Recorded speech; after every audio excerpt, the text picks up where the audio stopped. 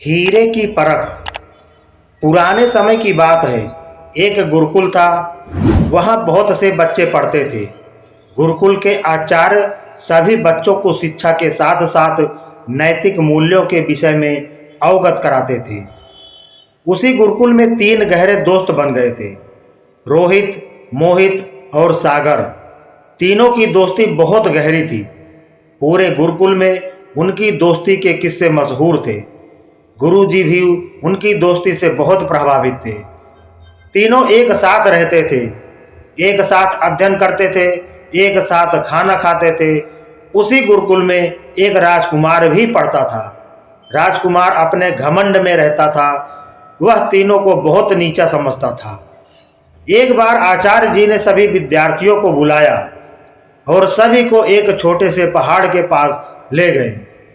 उसके बाद उन्होंने कहा, जो भी विद्यार्थी ऊपर तक चढ़ जाएगा उसे इनाम मिलेगा। सबसे पहले राजकुमार ने कहा, गुरुजी, सबसे पहले हमारा हक बनता है, हम पहले चढ़ेंगे। राजकुमार चढ़ने लगा।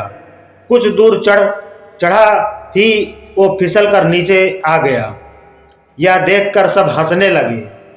राजकुमार को बहुत गुस्सा आया, लेकिन गुरुजी के आगे वह कुछ बोल न सका। उसके बाद बारी बारी से सभी छात्रों ने कोशिश की, लेकिन जो भी चढ़ने की कोशिश करता फिसल कर नीचे आ जाता। सबसे बाद में उन तीनों दोस्तों का नंबर आया। तीनों ने आपस में सलाह की, रोहित, देख, मोहित की पकड़ अच्छी है, वह चढ़ सकता है। अगर हम तीनों कोशिश करेंगे तो कोई नहीं चढ़ पाएगा। हम एक काम करते हैं, मैं और रोहित नीचे से सहारा देंगे। पहले तू मेरे कंधे पर बैठ जा, फिर मोहित तेरे कंधे पर बैठ जाएगा। इस तरह वह आधी दूरी तक पहुंच जाएगा।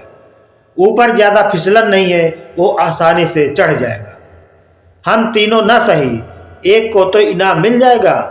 यह सुनकर मोहित बोला, ठीक है भाई, जो भी इनाम मिलेगा मैं तुम दोनों के साथ बांट लूंगा। रोहित और सागर ने सहारा दिया और मोहित किसी तरह ऊपर पहुंच गया। कुछ देर बाद तीनों गुरुजी के पास वापस आ गए। उनकी एकता देखकर गुरुजी बहुत खुश हुए। गुरुजी ने एक चांदी की डिब्बी दी और कहा, बेटा, जब मुसीबत में हो तब ही इसे खोलना। चांदी की डिब्बी लेकर तीनों वापस गुरुकुल आ गए। लेकिन अब समस्या यह थी कि उस चांदी की डिब्बी को बांटे कैसे। उन्होंने डिब्बी को एक जगह छिपा कर रख दिया।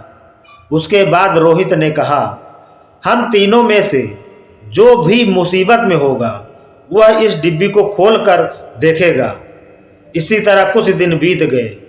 एक दिन तीनों अपने गुरुकुल के अन्य छात्रों के साथ जंगल में जा रहे थे। चांदी की डिब्बी उन्होंने अपनी जेब में रखी हुई थी। तभी वहां डाकुओं ने उन्हें चारों ओर से घेर लिया। सभी छात्र बहुत बुरी तरह घबरा गए। डाकू उन्हें बंदी बनाकर ले जाना चाहते थे। तभी उनकी नज़र राजकुमार पर पड़ी। राजकुमार को उन्होंने पकड़ लिया, जिससे वह राजा से मोटी रकम, सोना चांदी लूट सके। बाकी सब को छोड़ दिया। राजकुमार बुरी तरह से रो रहा था।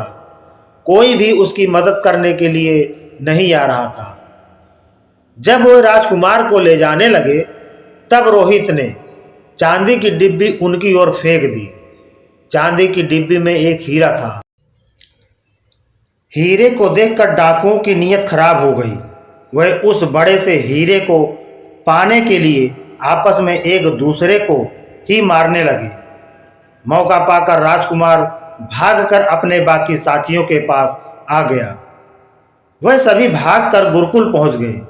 उधर हीरे के चक्कर में सारे के सारे डाकू मर गए। राजकुमार ने रोहित, मोहित और सागर से माफ़ी मांगी। उसके बाद उन्होंने अपने पिता राजा को सारी बात बताई। राजा ने तीनों को अपने राजमहल में बुलाकर सम्मानित किया। जब वह वापस अपने गुरुकुल आए तो उन्होंने अपने गुरुजी से पूछा, गुरुजी, इतना कीमती हीरा आपने हमें क्यों दे दिया? यह सुनकर गुरुजी हंसने लगे और बोले, बेटा, वह केवल एक कांच का टुकड़ा था जो बिल्कुल हीरे जैसा दिखता था। उसका कोई मोल नहीं था, लेकिन वो अनमोल भी है, क्योंकि उसने तुम सबकी जान बचा ली और तुम्हारे दुश्मन को सदा के लिए खत्म कर दिया। अगर तुम उसी समय वह चांदी की डिब्बी खोलकर देख लेते तो तुम उसे पाने के लिए आपस में एक दूसरे के दुश्मन बन जाते। इसीलिए मैंने मना किया था। मुसीबत में तुम्हें हीरे से ज़्यादा अपनी जान प्यारी लगी, इसीलिए तुम्हारी जान बच पाई। उस दिन जब मैं तुम्हें पहाड़ पर चढ़ा रहा था, तब तुमने एकता दिखाते हुए अपने साथी को ऊपर चढ़ाने में मदद की। गुरु जी की इस शिक्षा से सभी छात्र बहुत ही खुश हो गए।